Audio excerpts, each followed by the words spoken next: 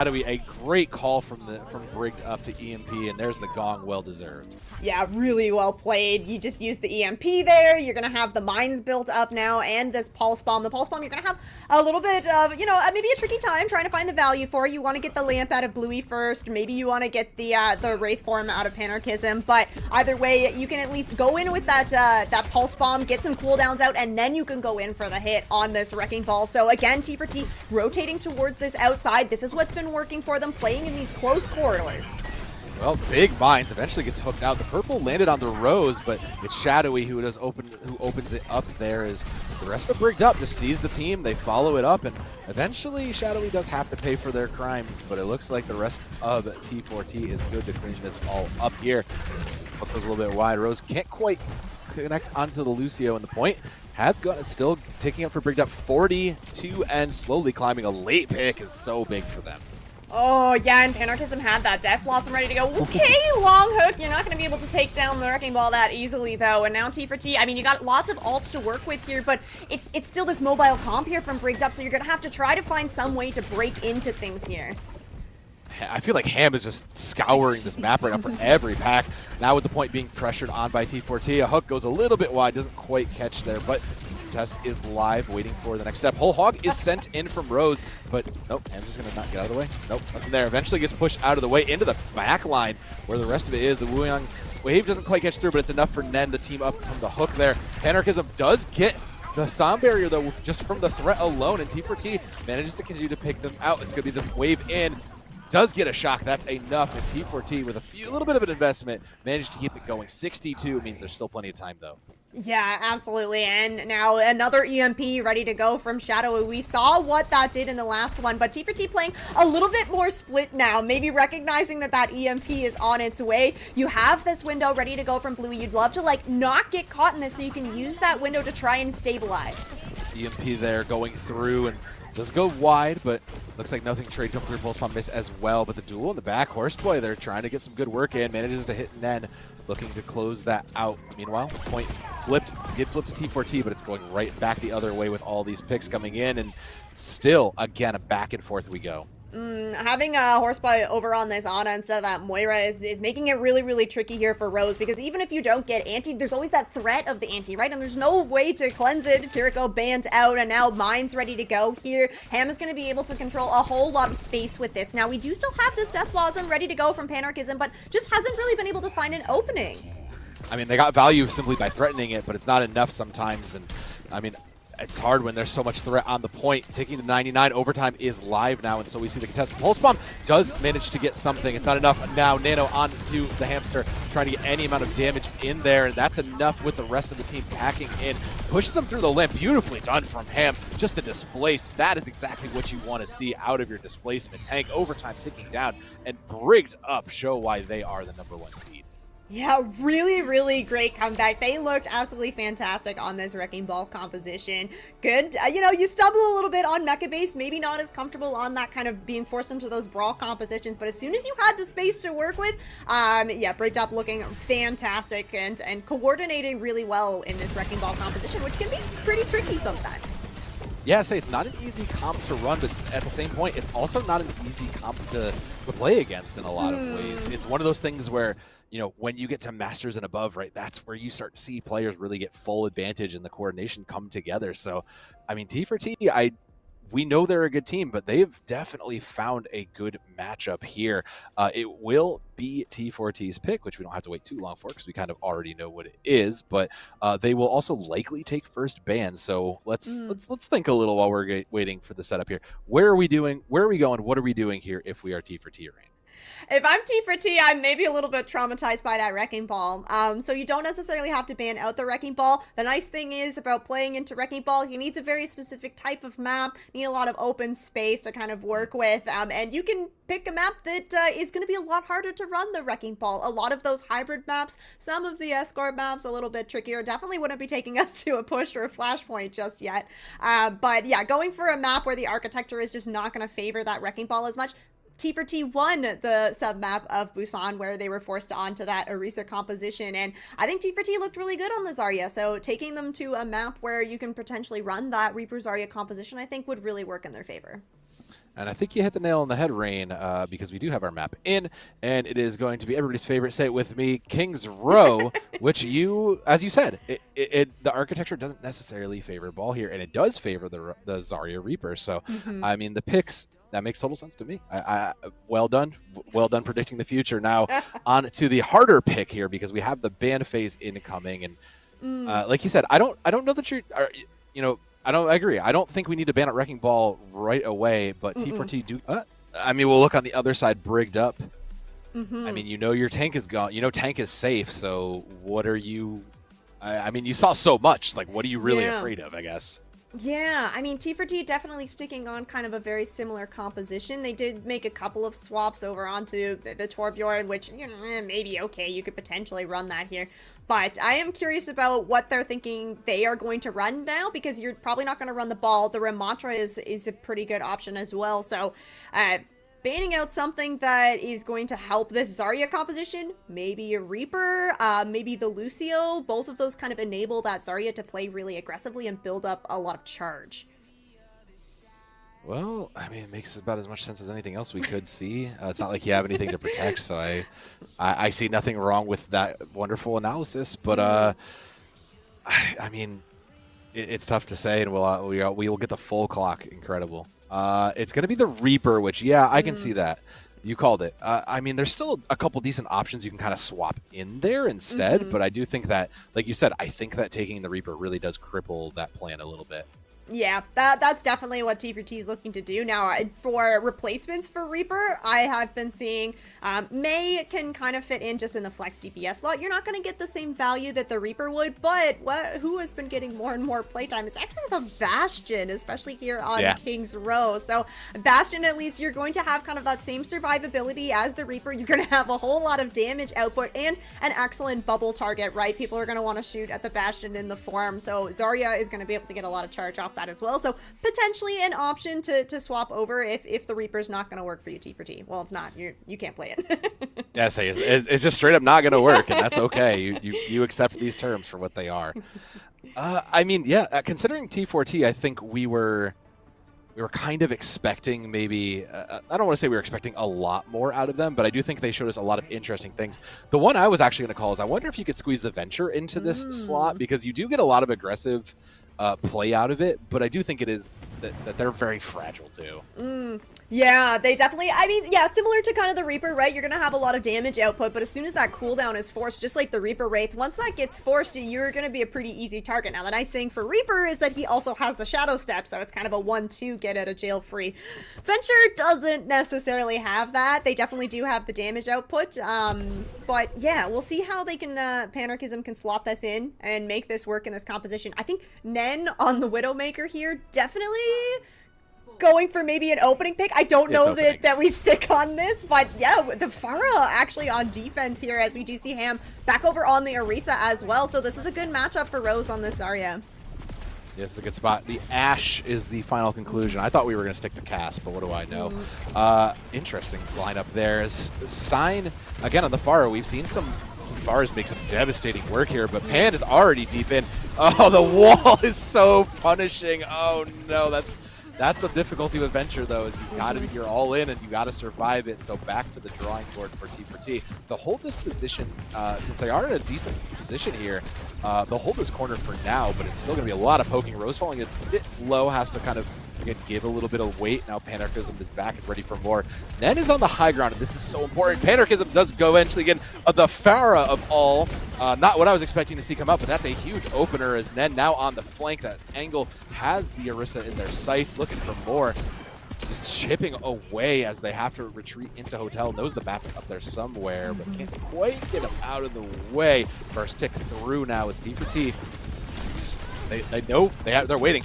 Catches the spear on the Venture, but that's enough for Wall of Panarchism. Has seen them back. Arisa's going to spin their way in, backed up by the wave, but no real work through. Ham gives their life to it, though, and that's enough. Panarchism is deep in the back, forces them out of the way with that eruption, and that's enough to clear the point with 5 minutes to go. Yeah, really strong time bank here. As soon as Nen got set up on that high ground, I mean, there's nobody from the side of Brigged up that could really contest him. I mean, we had Panarchism take out Stein on the Pharah, who could get up to that high ground, but other than that, I mean, you're not going to send the Baptiste up there to take down the Ashe, so Nen got great positioning, able to put down a whole lot of damage onto that point. Now payload rolling through, and crucially, Brigged up is not going to get a fight at that first choke point where Shadowy would be able to do basically the most amount of damage on this Mei. Now, at least you do have the support ults coming online first here for Brigged up. Bluey does have the Kitsune Rush, but I think Horseboy has a really great opportunity to use that window to just kind of cancel out that rush. Yeah, interesting for them to stick on the Baptiste even, but I can see why you want it. Ham takes a lot of damage, falling just below half, gets the water ring in, stays alive, the wave is sent as well, and that's going to be the Kitsune Rush in with that window matching it, so space denied on both sides. It's going to be a disengage from T4T, a great read. Unfortunately, you've kind of committed your Kitsune into it, but it got it for what it was. Rose sends that in, there's the stun. The combo's there, but it's meant by the Immortality Field to back it up, and it's T4T coming out on top with that. It's going to be Stein just throwing in that no. I mean, you trade for two, but the damage is done. T4T with that ult combo doing so much work.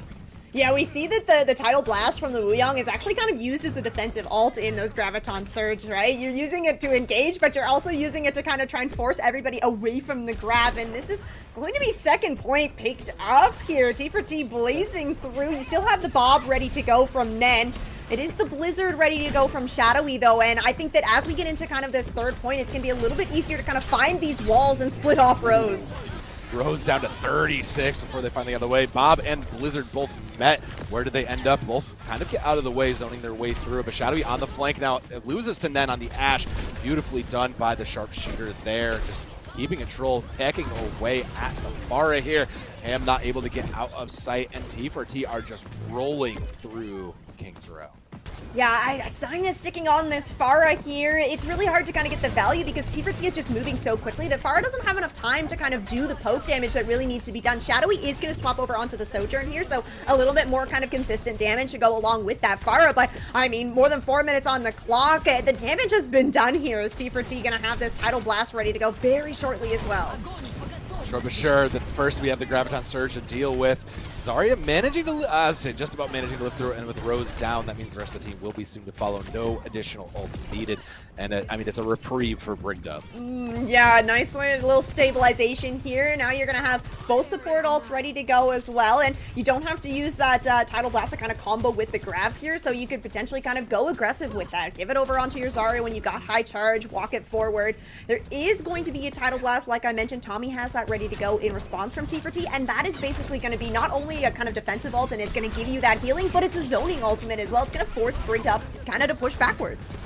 Yeah, you said you mentioned it being defensive, and all I could think of was the Goats Primer because of how it's being used in that grab. But as everything lines up, Nen is opening it up again. That Pharah, just the first victim of it all. It's met by Horseboy's. Window, and it's gonna be met again by Tommy, and that's enough with the Venture in the back line to do the work. Grab, tidal wave, both sent out, and it doesn't matter. T4T know they are dominating this map right now. Grab, ooh, what a denial too. Huge. I thought it was going to get there. Hits in a rush in. It just makes it a little bit faster, but beautifully done from T4T. 3 minutes exactly on the clock. Yeah, and all right. I mean, the Venture looking pretty good into this comp, right? I'm a full Venture supporter. I love it. Let's go. It's looking good. Yeah, you know, a little bit of a slip up and getting walled in that first one, but a good adjustment there from Panarchism. And Nen and Tommy both with 0 deaths on the side of T4T. That Ashe doing a really great job just keeping the distance, right? The Pharah was just never really an issue. You're getting yourself set up on that high ground, and then Tommy, I mean, just showcasing Wuyong can be very, very hard to catch, and into the self-heal with the blast. Oh my goodness. I mean, neither of them dying. It really just shows you. But it also feels like Nen, like you said, the Pharah was never really set up to contest. It feels like Nen was just kind of free firing in the backline, and that's, I mean, that you can't let an Ashe get away with that. You really just can't. No, especially not when the Ashe is basically hitting all of his shots, looking really good. We are going to have Nen swap over onto the Cassidy for the defense. I like this, right? A little bit more kind of stability, consistent damage. Otherwise, same thing here for T4T. Going to make it work. And now, one thing I do have to note, because we saw this kind of happen on T4T when on their attack, is that you need somebody that's going to have to force this high ground. And I mean, if Shadowy rolls out on this Bastion, I think Rose is going to have a very hard time. Oh my god, are we going to get the Reinhardt? No way. Ain't no way. Ain't no way we're getting Ryan Genji. Ryan. No way. Okay. You know I'm here for it. Okay. Rose immediately has to burn a bubble too. I think you're a little concerned because Ryan does have a bit of a playstyle speed. Used to get in, and if they're just going to go right through on, they get Ned immediately caught out.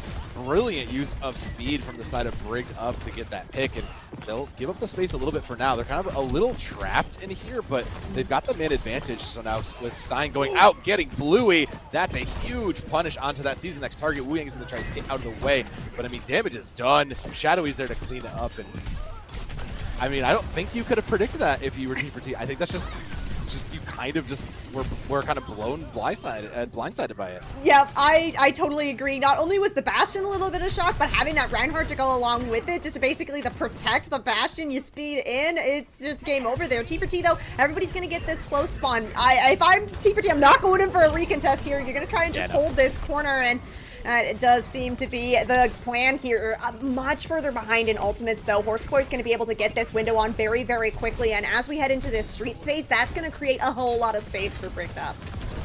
Gonna try to control those lines, but 5 minutes now and continuing on forward. I mean, again, like you said, a little bit more forward. They have the chokehold in their control for the side of T4T, so they're trying to wait into this. The window immediately pushes the Zarya back, and they run forward. Brigged Up now in phases. There's the Bastion form, but it's met immediately by the rest of T4T. Trade's still coming through, and I'm just gonna highlight. Sorry, it's not easy. You can't hide the big German man that easily. Good attempts were made. That's a good play, though, from T4T. Really doing a good job controlling that corner, right? The window, you kind of kite out of it as best you can, but everybody from the side of Brigged Up wants to play right behind that window, so Nen hits the Disruptor field, and then it's just all the damage coming in from Panarchism on this Venture, plus Rose supercharged up as well, and now T4T have the ultimates to work with here, but there is going to be this Shatter coming online, which could be big if you can get the bubbles out. Artillery is there, but the tidal wave went in, and what a pin, catching nine and then out from there. Ham going out, trying to hold forward. It's still 4-4 here, but not a little hesitant to go forward. The Venture tries to go into the front line, but misses it. Pin, Bubble's gone. Venture back to spawn. Panarchism's gone, and Brigged Up will move the cart forward. Just unfortunate circumstances there. Ham taking out both DPS with a pin for each, and now pushing forward. You have the speed in the Lucio, so you could get aggressive here if you wanted to. Playing a little slow, you want to get that shield online. You have this Shatter still ready to go, but the grab plus the Tectonic Shock from Panarchism could be very damaging. You just have to get through this shield first, though.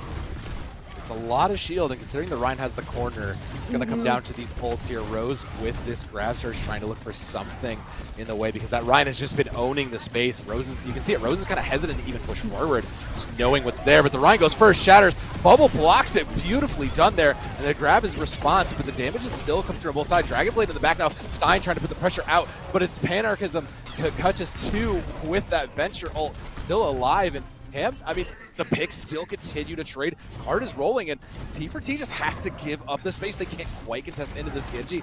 A little bit in the way there. There's no healing for Brigged Up, though. The pin into the Brig. Oh, that's tragic. Ham showing some incredible Reinhardt consistency. They give their life for it. But, I mean, they got the distance that they wanted out of it. Stein will have to get out of the way. The reinforcements are here. But I don't know that you could really push this, just given what's there. Net on the high ground, just again, denying a little bit of the space. Here's the Baptiste will try to contest Immortality Field. A window gets the Immort out of the way. The Genji in the face. Nen and just will have to take this duel. No getting away from it. They win out on top, though, and the rest of T4T doing their part as well. So it looks like T4T do get the hold for now.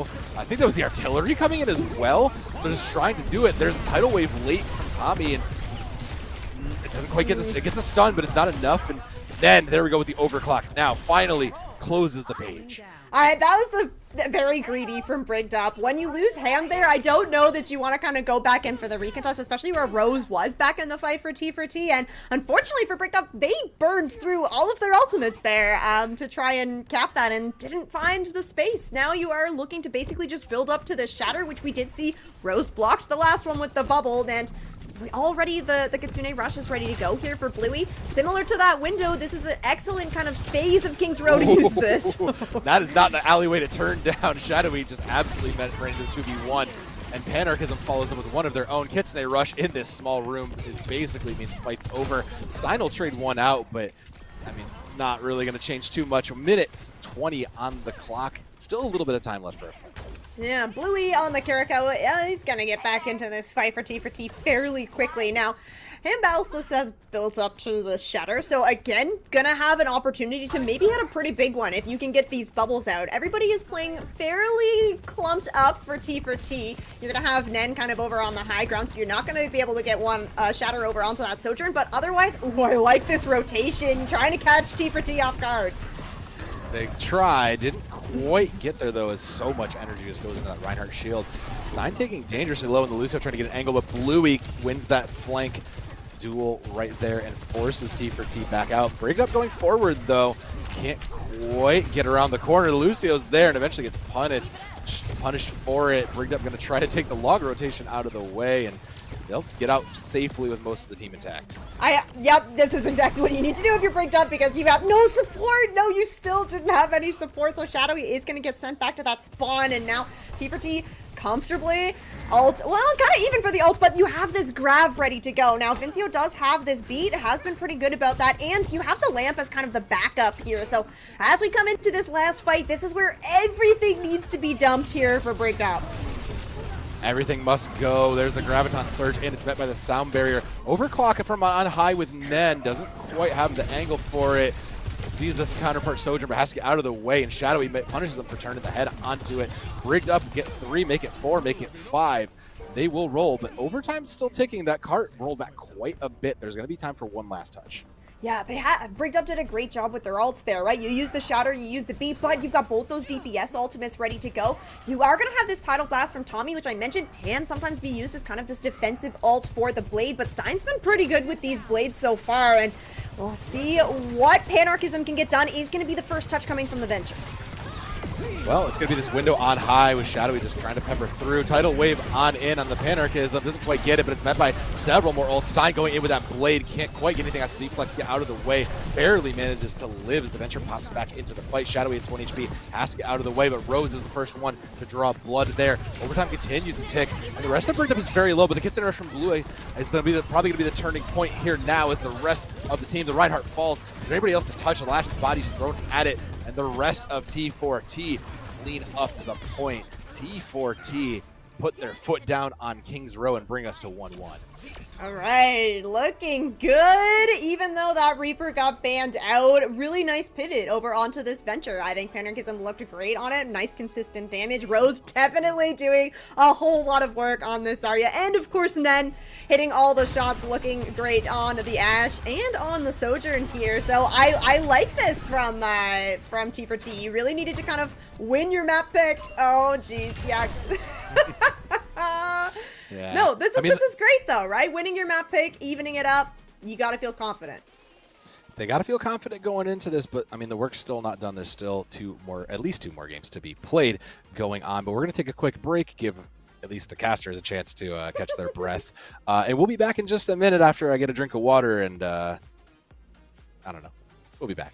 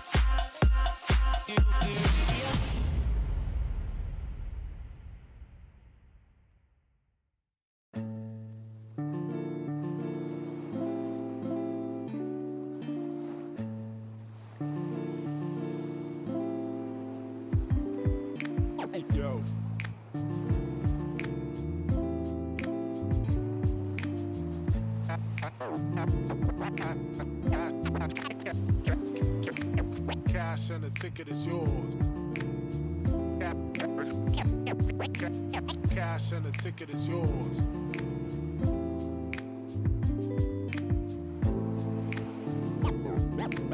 Yo.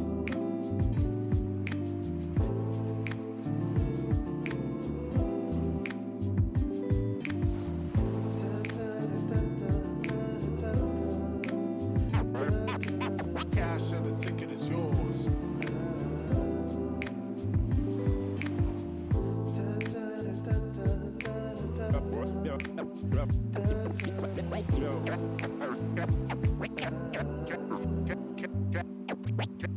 Cash and the ticket is yours.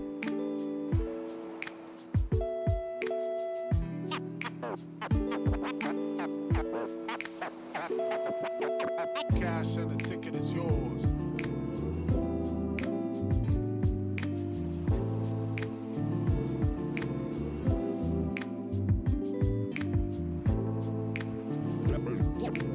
Yo.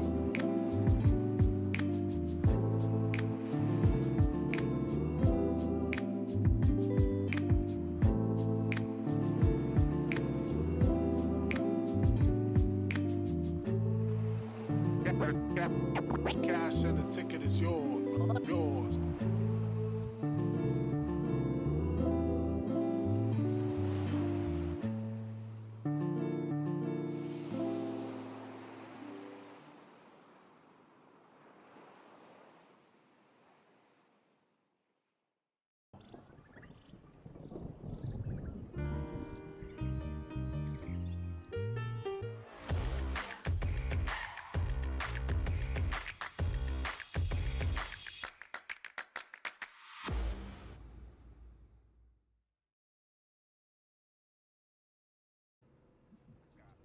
Thank you, everybody, for hanging on. We are back. We've got a banger of the grand finals from the EU Masters tier. Brigged Up and T4T both 1-1 here as we round the corner into game 3. And Rain, I mean, we've saw a lot of different looks and we've seen a lot of flexibility from both these teams. I think it's a little hard to predict what is going to happen and what we're going to see next. I agree. I definitely do think that having the map pick back over in Brigged Up's court is going to, you know, give us a little hint of maybe what to expect, because they did really, really well on a Wrecking Ball composition. Didn't have as much fun when they went over to King's Row and were, well, maybe forced onto Reinhardt is a strong way to put it, but got to play some Reinhardt. Didn't work out so well for them. So if I'm Brigged Up, I am going to try to go back to the roots, maybe try to find your way back over onto a map that's going to favor the Wrecking Ball comp. Well, we don't have to wait for the map pick, and we do have it. And it's funny you say that, because New Queen Street with the pick is probably one of the few push maps that ball actually works and makes a lot of sense. I can see it, definitely. There's a little, it's nice to have like the smaller high grounds to work off of, that the Wrecking Ball can kind of just do the little side pile drive and get over onto the high ground again. But of course you do have to be careful, because there's hero bans to be had as well. Now, I think that we are going to have Brigged Up banning out first here. So we saw T4T go for the Ramatra ban on the last on King's Row, and we were thinking that that might have actually been a protect ban, kind of protecting the Zarya, and that is what T4T ended up playing. So Brigged Up could potentially go for a similar style here, right? Ban out one of the tanks, protect that Wrecking Ball. You know, if that is the comp that they want to run here. We did get to see a few other styles from them, and they didn't look too bad on it, but yeah, if I'm them, maybe you ban out one of those tanks, maybe even go for the Zarya. Yeah, say this is like a decent point to even just take the Zarya off the table, and it will be D.Va, which I do kind of think that, I actually think you were right. I think this feels like a protect, but also kind of negates probably one of Wrecking Ball's bigger problems. Yeah, I agree. Especially not just Wrecking Ball, but the DPS that go along with the Wrecking Ball, oftentimes the Tracer, or we have been seeing the Sombra a little bit. And D.Va's going to do a really good job of kind of peeling for those squishies that are typically being targeted in those Wrecking Ball compositions. And D.Va's in a pretty good spot right now to do a whole lot of damage, especially with her major perk being changed, so she kind of has this 75% reduced spread on her primary fire, and it can do a lot of damage from pretty far away. Yeah, T4T pick coming in here, and with what's left, the question again becomes, what do you get rid of? Well, they're going to take the Tracer out of the equation, which I do actually like when you think about, like you said, it's going to be the Tracer, it's going to be the Sombra. So if you're denied your answer, you got to take at least something to punch back. Yep. I think this is a fantastic ban from them. Good read on probably what Brigged Up is anticipating to play is a dive composition, and Tracer's going to slot in very, very well, especially on these push maps where there's a whole lot of lanes for Tracer to work with. She's going to be able to kind of be off on her own, not even needing kind of that Lucio to go with her. So taking her out of the fight is going to protect your backline, which means that your tank could just play that much more aggressively. And we've all seen him go very aggressive. So I think that actually, like you said, is going to be a huge, huge factor for it. But it is technically 1-1 here as we round these third game of the mid-season grand finals. And again, we'll see when we load in. But I don't know that anything's really set in stone with how efficiently and correctly everybody has been banning and choosing maps.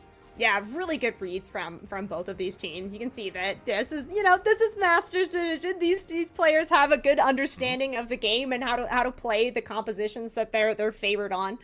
I'm excited to see what T4T is going to roll out on here. Like, I already kind of, guessing at what Brigged Up is going to run, but I don't know that the Zarya Reaper comp is necessarily going to work on New Queen Street. It's a very long, wide open map, so it might force T4T to play something a little bit different here than that typical style. Okay, I mean, the Queen is definitely a little bit more different, so yeah, I buy it. Yeah, you're gonna have that shout to kind of clear some of the distance, right? That's kind of the main downfall of Zarya, is that she just doesn't really have a whole lot of mobility. Yeah, okay, you can get the perks so that she has a little bit of vertical movement, but that's not really gonna help with the speed factor of things, especially where Wuyong has really found his way into this meta, kind of pushed Lucio out ever so slightly. And he's going to be Nen going over onto the Cassidy as well. So it's a whole lot of burst damage on the side of T4T, which means that you got to really be looking for your targets fairly quickly. You don't want to stay in these fights too long if you're the Junker Queen. Over on the side of Brigged Up, though, to replace the Tracer, Stein is going to move over onto the Sombra here. So over on this Kiriko-Lucio backline, maybe a little bit more survivability, which is important when you're playing with this Wrecking Ball. That's a big slam in, catches several, 26% already from him coming into that. And Shadowy just poking again from that mid, gets caught by the knife, but has the health pack safely in hands. Bot control initially going the way of T4T, but it's still an open fight as the Reapers will trade 1-1. And I mean, it's still fairly open. Knife goes a little bit wide from Bros, but Bot continues to move in their way. Another slam from the Hamster coming in just to try to get a little bit of something out of the way, falling dangerously low. The knife yank is huge right into the waiting arms of Reaper. T4T take off. I like this. Having some CC on the side of T4T is really, really good. Not only do you have that knife from Rose, you're going to have the hinder from Nen on the Cassidy as well. So Hambless is going to have his work cut out for him on this Wrecking Ball. You can't really wait out all of the cooldowns, so you really have to just try and survive through these engagements. Go for a quick engage, get some of the cooldowns out, and then you go second, get your harder engage in. Just checking all the covers now, because you never know where that sound is going to come from. But the slam comes from the front from Hambless. Eventually getting caught out, has to use the shields, falling dangerously low. Then, stayed a little too long and got caught right out. Shadowy quick to follow, and T4T have just been walking this bot along. They get the butt scratch, what feels like for free, and easy 2-fight win. Yeah, we are going to see him swap over onto the Orisa here. So off of that Wrecking Ball, looking to take these fights a little bit more kind of in the front line. Now, Stein is still on this Sombra. I suspect that that's because the EMP is coming online very shortly. Vincio swapping over onto the Wuyang, though. So Brigged Up is looking to try and match T4T in this raw damage output. Shadowy barely getting out with their life in the hands of the DPS line coming online, but Stein just manages to get one dangerously low, and Shadowy tries to get a pick, can't quite get their way out safely, and again, we'll open it up. It'll be the Kitsune rush in, met by the EMP, dangerously low. Eventually Rose falls, and they punish from that. So trades in the ult department, pretty big here. That combo from Brigged Up is enough to push T4T back for now. Spear pushing away a little bit even further as the bot makes it back to mid. 7:20 on the clock. And 5 ultimates in the bank for T4T coming back into this next fight. Now that Death Blossom is going to be ready to go from Shadowy, and Himbalsis has the Terra Surge as well, but Deadeye to start things. No, it doesn't quite get what it's looking for, but then controlling the high ground is going to be Rampage in. Does get one. Vincio is the only one to kind of slow it up. Hambless falls dangerously low, though, out of position. Gets immediately punished for it. And Shadowy, again, strikes back on their own from this high ground. I mean, the Vincio is just going to go ahead and send it back, right themselves right back. They'll try to stall out this bot as quick as they can, but back in control with T4T. Yeah, and not really a whole lot of progress for Brigged Up. Stein still over on this Sombra, trying to kind of catch out one of these supports, but the Kiriko and the Wuyang are both going to be able to really take care of themselves in these fights. Yeah, but unfortunately, Rose and Tommy not able to take care of themselves enough to get out. Panarchism manages to get out of the way, and the bot, again, trading back. Still a lot of time here, so it's still, you know, it's whoever can chain these fights together. Yeah, and T4T still holding on to some of these ultimates. Now we have Death Blossoms kind of from both sides here. Shadowy, just looking at the composition that you're going into, you might have a bit easier of a time trying to find value with this because the Orisa has so much deny potential for Panarchism. Vincio sends in the wave, and meanwhile the spear spins. It's not enough, but it forces everybody exactly where they want it to go. Wuyang is both off the field now, and Shadowy looking for it. Can't quite find a target for that Death Blossom, but it's not needed as they get back into control. Then try to case the Queen out of the way, and the Queen is dethroned back to spawn. Shadowy cleaning up one more, and again, Brigged Up. That's exactly what they needed to keep themselves into the fight. Yep, there's that second fight win that they needed. Now both DPS ults ready to go. That EMP back online. Nen is going to swap off of the Cassidy and move over on to the Sojourn now. So looking to kind of use Hambalysis as basically a battery for these railgun shots. And Tommy does have the Tidal Blast ready to go. Potentially see a combo of that onto Panarchism with this Death Blossom. Because like I said, there's going to be a lot of denial potential here in this Orisa. You have the Javelin, you have the Spin, even just the Fortify. Well, there's the EMP first. Shadowy finding one in the back, beautifully timed. Death Blossom is there from the side of Panarchism, but it doesn't quite get on anybody. The Tidal Wave's late, looking for a stun, and Rose manages to get one with it, but just outnumbered, can't quite live through it, just gets run through by the horse, and Brigged Up, bringing us into almost a tie game. I'd say 47 and climbing. Yeah, going to get that forward checkpoint. Rose gonna swap off of that Junker Queen, moving over onto the Zarya. We've seen this Zarya versus Orisa matchup before, and it worked out very well for T4T. Now, T4T don't have anything to work with ult-wise here. Shadowy's still holding on to this Death Blossom. Now has the rush to potentially combo with it too. Oh, a great shot from them. They just keep themselves alive, but meanwhile, the rest of Brigged Up wins it out. It's going to be a Kitsune rush from Horse Boy to try to push it back and swing it back in Brigged Up's favor. The wave is there, but Hambalysis is putting in shots, has to recover their charger, but can't quite go. 75, and Brigged Up take the lead here. Yeah, this is huge. You didn't have to use, you used the Kitsune Rush, but you didn't have to use that Death Blossom. You have the Terra Surge built up now as well. Now, Nen is getting close to this overclock. You're going to be able to do a lot of damage kind of onto this Orisa to try and build it up, but if Brigged Up go first here, they're looking at potentially pushing this to the end. Shadowy in the end, but there's that Death Blossom, like you said. It was a pull and a kill from that. A great two-piece combo from the ultimates. Brigged Up pushing over that 100 mark. Just beautifully done. Yeah, really, really well-timed combo. You love to see it. Now, Tommy is going to swap over onto the Lucio here. This Lucio Kiriko looking to move Rose around a little bit quicker because, like I said, that's the problem with the Zarya. You just don't have the speed. You don't have the speed, but you also get caught out on these flanks. Shadowy again just controlling these flanks. Gets the pick onto Nen, and Stein is there to back them up as the bot continues to move forward. The picks continue to fall, and Brigged Up get the full complete here, it looks like. I mean, I could not have seen this at the beginning of this, but well done to them. They go on to match point. The last second contests are there, but the Orisa is at the front door and Brigged Up. Yeah, match point beautifully done from them. What initially looked like a lost map for them turned around incredibly. Yeah, I think once Ham got off of that Wrecking Ball, moved over on to the Orisa, wasn't dealing with the CC quite as much. Things really started looking up for Brigged Up, but this is the beauty of push maps, right? Once you chain those fights together, you build the momentum, and that's it. You take the map. Yeah. I mean, sometimes you just have to recognize when it's a bad mistake, and I mean, considering they were denied one of the pieces what they wanted for the comp, it feels like you said, they just didn't even need to play it. But now, going on to match point in game 4, T4T will have a map pick, and they will likely pick first bans. So, I mean, what do you do here? You've shown that you can beat the ball if you need to, but you've shown that you're also kind of losing this this frontline battle now too. So what's our play here, Rain? Yeah, it's a little tricky. I think that one of the reasons why T4T is kind of losing this frontline battle is that they aren't really having anybody that's really controlling that angle, right? We saw the Sombra more or less being uncontested. You know, sometimes we were having the Wuyang put a little bit of pressure on, but what happens when you aren't controlling these off angles is that it is splitting the attention of your backline, and that means that your front line gonna get run over, especially when, you know, you see that swap over onto the Orisa. The Orisa's gonna be able to stay in the fight a lot longer than a Junker Queen or a Zarya, just due to that kind of cooldown cycling.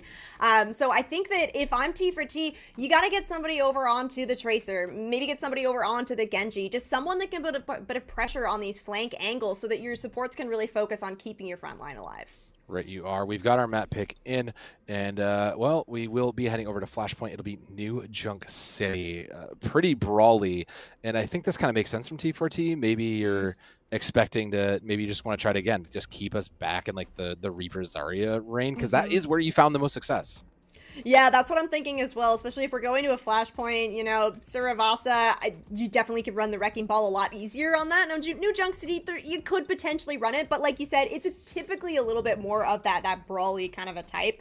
Now, you do still have this Wrecking Ball ban in the back pocket if you're T4T, but I think that hopefully picking this New Junk City will at least kind of ban out that Wrecking Ball in a sense anyways. So now it's kind of open to interpretation, right? Do you ban this Sombra that was causing so much issues in your backline? If you think that the Sombra's even going to be run, because I do think that was kind of played because Tracer wasn't in the mix. So I don't know. You could ban out, no, you can't ban out the Tracer because that was you that banned that last time. Well, I think the other part was the Reaper. Like, Shadowy was also on that flank and just so often was just laying in and catching teams out on damage. Like you said, the flanks are winning it, but T4T, they need to figure out what they need to do. They need to shut those down, and maybe it's with a ban, but I don't know what, like I said, I'm with you. I don't know what you really I get it with the Reaper though. And the thing is, when the Reaper was banned out and T4T ran the Venture, it looked great. So you could ban the Reaper here, move back over onto the Venture. I think Venture plays great on New Junk City, but no, actually banning out the Orisa, right? This is kind of the one brawl tank that that Brigged Up has been moving to. Yeah, I mean, they know they can win the Zarya fight, and this is where they struggle the most. I think it's your best shot, considering it is match point. Brigged Up has their response, and I mean, that the interesting thing is that also protects the Zarya. That was probably your last ban. Yeah, that's exactly it, right? Brigged Up was probably holding on to this Zarya ban for, you know, when you absolutely needed it. So now you're forced to think about, okay, those other ones that are going to enable the Zarya. Again, you can't ban out the Reaper because you already did that one. So now I'm thinking that you're moving towards maybe one of the backlines, but it's hard because the backline that goes well with the Zarya Reaper is what? Yeah, Venture. Oh, yeah, okay, that's smart. Sure. Yeah, okay. I guess if you can't get the Reaper, maybe you take the Venture just because it's the next closest. I mean, you did find success with it. Yeah, I buy it. It's maybe not what you wanted, but it's a close second. I get it. Yeah. I'm anticipating the T4T is probably going to move back over onto the Reaper, but hey, at least this means for Brigged Up that you can also run this Reaper if you so choose. But honestly, it might be best for them for Brigged Up to basically just all in this kind of dive composition that they've been running, even though New Junk City isn't necessarily as strong for the Wrecking Ball. Playing this Tracer Sombra composition, you're going to be able to have everybody kind of over on their own angles, which I think could lend well into trying to tear apart this Zarya, because Zarya doesn't have any kind of peel potential outside of those bubbles. So you could try the Wrecking Ball comp again here, especially because I don't know what Brigged Up would move over onto with the Orisa banned out. Yeah, as I say, I think that's going to be the real interesting one. Like, we've seen them play Orisa, we've seen them play Wrecking Ball, and without the Orisa in play, and kind of knowing you still didn't win when you were playing Ball, makes me kind of wonder what else is in the pocket here, because the flexibility of both these teams has kind of really been the thing that's given them a lot of successes. All right. Well, I mean, match point potentially here for Brigged Up. Need to try and find a comp that's going to work for them. They are hovering with him on this Zarya here, but Rosa's hovering over the Mauga. That we have been seeing some more Mauga play time in this season 18, so definitely is an option here. I'm maybe be a little bit surprised though, because Rosa's been doing so well on the Zarya. I do think that I do think that like this makes sense though, because even if you are thinking about coming up against the Zarya, if you think their only play is to play the Zarya, like I mean, he does counter it. He's very fast. He can burn right through. So I do think it's kind of the best. It's like the 5-head play almost. But with Brigged up being on match point, maybe you have to think into that 4D chest. Stein on the flank here, just looking to see where everybody might have ended up, and you can see it now as we enter the arena. Shadowy with that first beautifully open pick, looking for the next target, can't quite one through. Rose did manage to get Vincio, but it looks like there's a second pick from Rose, and it's a very tank-heavy comp, but Rose is winning out the tank fight. Stein manages to get one in the back, but it looks like T4T, I mean, they just have the staying power here, so they will get capture point second first. Touch comes in, but it looks like with Ham immediately there, sending through. Gets on that hack, beautifully timed onto Rose to burn them down, denying that HP regen. Means that Brigged Up will take it right back and get the first capture segment. Yeah, good recontest here from Brigged Up, right? You get forced out by Rose on this Mauga. You lose Vincio, who has swapped off of the Wu Yang, moved over onto the Lucio now to kind of match that speed. And yeah, now you're going to get in control of this. This is a great spot for the Reaper to be. You know, having T4T have to push through these small choke points. Really, really good spot. Rose has swapped over onto the Junker Queen now. So off of that Mauga, too big of a target, I think. A little scared of the Reaper and the Sombra combo. Yeah, I mean, it's still very strong, but it does get the Reaper, and that's half the problem down. So Ham now has to use that bubble and get out of the way. Getting slowly chased down by the Lucio, and just sandwiched by the Reaper. Panarchism is there huge. It gets a second in Vincio and flips back 55. Still anyone's point. Yeah, and now, okay, Grav ready to go. EMP online as well for Brigged Up. Now, it is going to be the dueling Kitsune rushes, but where T4T is kind of in control here, you might have a little bit of an advantage, but you're going to have to worry about this Grav because you don't have a beat to go against it. Beautiful bubble to stop that. Kitsune rush was sent, but it's met by the grab. Rose is stuck in the middle and thrown in the high noon there just to match it up. Only one come from it, but it's enough because now with Brigged Up pushing back in, holding this EMP, Stein looking for it. Maybe gonna, yeah, they see 4, they're looking. Here it comes, it's huge, and the virus immediately onto Rose means they go back to spawn. Brigged Up take it back, take it over 50, 60, and 90. Yeah, this is the thing about this Junker Queen composition. I was kind of mentioning that T4T maybe want to have somebody that's controlling these flanks a little bit more. Well, this is like an all-in composition, right? You have the Cassidy, you have the Reaper. Yes, Cass can deny flankers a little bit, but isn't going to be able to really take a duel over there. It's really shut them down quickly or not at all. So Stein on this Sombra is creating so much pressure for T4T. And now T4T are going to have to push into a basically lost point. Yeah, overtime does hit, and there's an attempt made.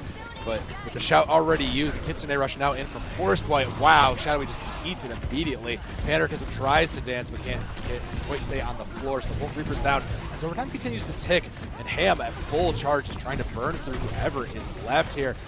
Sound barrier committed as well from Vincio, but I don't think it really got that many. Rose eventually falling to it, and Brigged Up still managed to get one, then it gets one on the way out, but the rest of Brigged Up is there to avenge their fallen comrade. They get point 1, and off they go onto 2. For him, not quite gonna make that jump there, but has built up to another Grav, and this Blossom from Shadowy as well.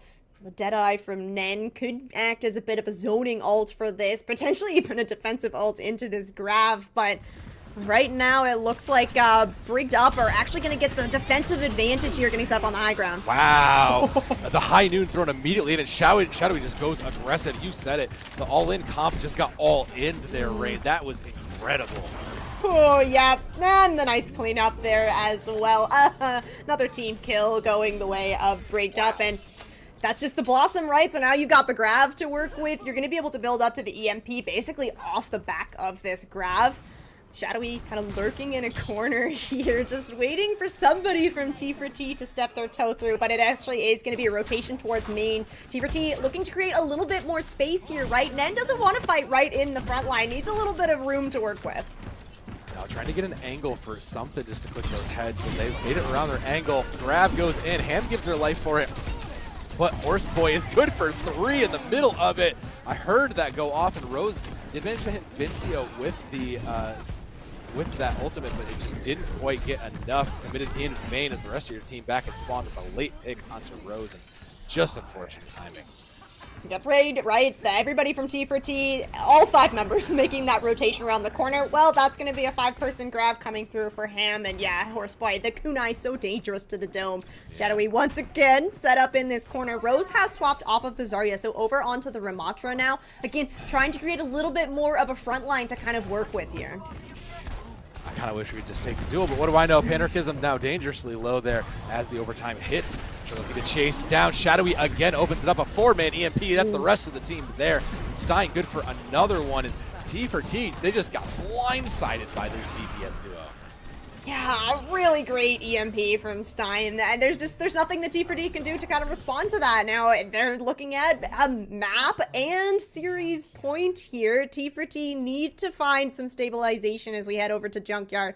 And Bluey has the Kitsune Rush to try and work with, but Horseboy's gonna have that Kitsune Rush to match with as well. And you have a Reaper to go forward into that rush with that Blossom. Now, Panarchism has swapped over to the Tracer. I like this because you're gonna have a little bit more control on the sides, but this does mean that Shadowy now on this Reaper is gonna be able to do so much damage for free. Brigged goes into that, but unfortunately for Horseboy, they will not see the other end of the Kitsune Rush.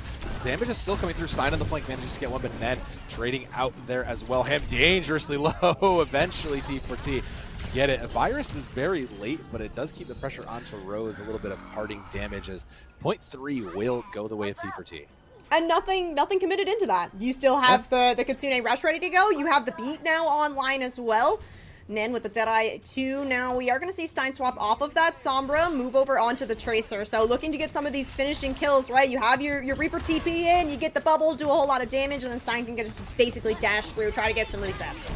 There's the Kitsune Russians from Bluey. At the rest of T4T push forward. Nen on the flank. Everybody's out of sight. Deflect used there. Does manage to catch the Genji, and Rose finding one as well. Means that T4T are good, but they strike back. Brigged up, find 2 of their own, and Rose just trying to hold this front line. Shadowy does teleport out of the way, lets them live somehow, and that's a little bit of a difficult spot. Shadowy has to rate their way out of the way, and Midseason eventually getting pushed out 67-70 now as the fight still dragging on here. Looking for a touch from Brigged Up, but they can't quite get it. There's someone onto the point pulling attention now. It'll be the Reaper there. Panarchism has to get out of the way, can't quite take that duel.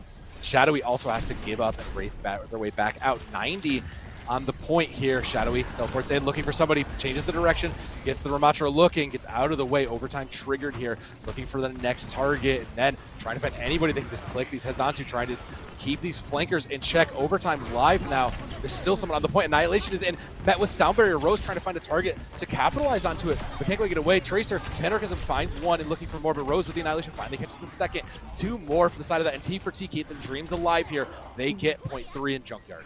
Oh, Rose swapping over onto the Ram and getting that Annihilation online just in time for the overtime. Really, really huge for T4T there, because of course in overtime, Brigged Up have no choice but to fight on that point, so you are constantly just taking damage from that Annihilation. And then you have Panarchism on this Tracer that's basically just running circles around Brigged Up, just finding the low targets from that Annihilation. So really good, and T4T even going to be able to get themselves set up on the bomb flats point first too. Yeah, so you called out their need for flank protection or flank contest, and now they've got it for T4T. But there's that flanking Death Blossom. They're looking for more. Ham is the one that comes out the victor on top. Good for 2. And that is another opportunity for Brigged Up to clean this out, trying to chase away the Tracer and the remainders as the point unlocks. Stein good for another pick on the dash. And managed to barely get out with their lives. Panarchism dies, but that's enough. Brigged Up now in control of point 4. Yeah, and in control of the ult economy as well. This Blade plus Kitsune Rush ready to go. I mean, you have the beat too, just in case everything goes sideways. T4T, though, going to be able to match this Kitsune Rush very, very shortly. Nen with the Deadeye again. We did see one come through for that, but it's really hard to find the value. It stays there, met by, it goes right into the face of Nen, who unfortunately doesn't live to see the Deadeye. The rest of the team goes through. Stein looking for the next target. Triple shurikens going in, just can't quite get it. And Bear finally closes it off onto Bluey and Brigged Up with their aggression. Win it out. Yeah, nice stuff. Good use of the Kitsune Rush. Did commit the beat there as well. So, you know, maybe a little bit of an overcommit, especially because you didn't build up either of those other beats or those other ults that you were kind of lagging behind on because you just ended the fight so quickly. So now you're just working with this Blade from Stein. Now, Tommy doesn't quite have the beat online, but there is an Annihilation from Rose coming online, which could act as a defensive ultimate. Stun's there, but it's met by that. The Blade into the Kitsune Rush. Stein looking for the next target. Horseboy finds one. Stein looking for a second. Death to deflect. sucked into that field. Can't quite get out of the way. Flips over to T4T at 99% just before that overtime hits. But Brigged up again, they get 2. They're on the way back. Rose, no real supports in sight. It's just on the Bluey, and Rose has to throw the hands. Sends him the Annihilation as well, just trying to hold up. Can't quite live through it. Vincio cleans it up. No one is around, and Brigged up can't control the point. Last second touches coming in from the side of T4T. They're going to throw their bodies to the point, but the team of Brigged up is there. And last couple touches here, just waiting to clean this up. Zarya still going. Sound barrier is thrown in by Tommy. Catches what's left of the team. Stick is there, but it's met inside the grab. Horseboy still too high charge to keep it going. And Brigged up are your Masters mid-season champions. A hard-fought 3-1. Yep, the more flexible team kind of coming out on top here. We saw a variety of compositions, especially at the start. You know, I was kind of like, okay, Ham, you know, really favoring that Wrecking Ball, but showing comfortability on other tanks as well. And really, really clean stuff from this Brigged up team. And yeah, just hard to compete against a team that's just this coordinated. It is hard, but it is, I mean, this is that level, right? This is what happens when you get to the Masters, you know, finals here. So kudos to the side of Brigged up. A tough 3-1 here, only dropping in King's Row, T4T's pick, and they will be rewarded with some bonus points going into the rest of the season. T4T will get a few of their own, but let's just take one last look back at the rest of the day here, because, I mean, the scoreline shows it was fairly close. Yeah, exactly. And most of these maps, you're right, New Queen Street, I mean, that was almost a T4T map, right? They started out that map basically way in the lead, but as is with push maps, every now and then you just lose a couple of fights in a row and all of a sudden it just slips through your fingers. Busan again, 2-1, right? We saw that the two maps where Brigged up were able to play that Wrecking Ball composition is where they really shone through. Unfortunately for T4T, just not really able to adapt to that. But smart map picks all the way through, right? Yeah. Map 2, we end up going to King's Row, T4T's pick, force Brigged up over onto this Brawl composition, and that's where you get your map win on. Speaking of smart, we'll check back on those hero bands, because those also played quite an incredible impact across most of this. Like, even through the majority of this, you can kind of see that Brigged up on the top there, they knew exactly what they were trying to do, and T4T, it just felt like they were always kind of constantly responding to what was put in front of them. Yeah, I agree. It's really impressive to, like, again, we mentioned this is the level of play where we are expecting this, but it's impressive nonetheless to see that not only are you able to kind of target ban something that's going to impact your opponent, but it's also kind of benefiting yourself, right? Giving yourself a leg up in the composition that you want to run. And just seeing how these teams used the map picks and the hero bans kind of in tandem to try and force certain compositions. I really do think that this is why we saw Brigged up kind of coming out on top here, is that they were just more comfortable on more compositions. And congratulations to them for that, T4T. And we'll probably see this again even at the end. Like, this was such a close matchup, and these two were both at the top of the tier. But for now, that winds down the last of our mid-season tournaments. So thank you all for coming out. I know it's late in EU land, so thank you guys for sticking it out with us on as we catch up with the rest of you. Rain, final thoughts from you? No, yeah, you mentioned it, right? I'm hoping to see a rematch between these two teams. It was so much fun. I always love getting a chance to cover EU. So yeah, thank you to everybody that stayed up. And I'm glad that we did get to cover this. Again, this series was played on Sunday. So yeah, we didn't know, but the community knew. So it was fun to get to see this. It's always good to still kind of see it from the look back. Well, from myself, so Danum, Rain, Hippie behind the scenes, and I honestly just don't know who observed it, but shout out to them for getting us this beautiful recording. It was Orange. Oh, thanks, Orange. You're the best. Remember, keep your eyes locked on the CGL. Follow, make sure you are keeping up, because there's plenty of more. We got 4 more weeks of the multi-tier tournament coming up before the finals. Thank you all so very much. Have a great evening, and we will see you in the next game.